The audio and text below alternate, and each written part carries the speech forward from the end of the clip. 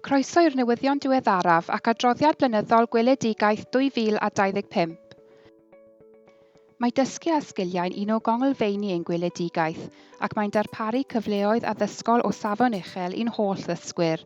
Mae angen i ni dderbyn heriau bod yn sefydliad mawr mewn ardal wledig, defnyddio technoleg i wella mynediad i bawb.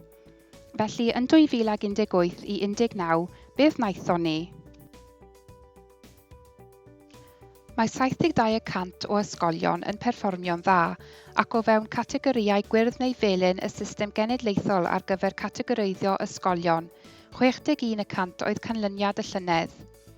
Mynychodd 1065 o blant ddarpariaeth blynyddoedd cynnar, sef cynnydd o 192 ers y llynedd. Mae hyn yn rhagori ar ein target o 1,000. Fe wnaethom ddarparu trydydd wyl gyrfaoedd Powys, a daeth dros 3,000 o ddisgyblion i'r achlysur. Mae'n un o'r gwyliau mwyaf o'r math yn y Deyrnas Unedig.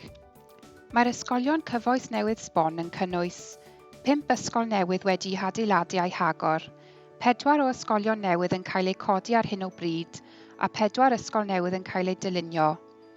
Bu cwmp yn nifer y prentisiaethau eleni o 35 i 16, ond cawsom 13 o ddysgwyr ar brofiad gwaith.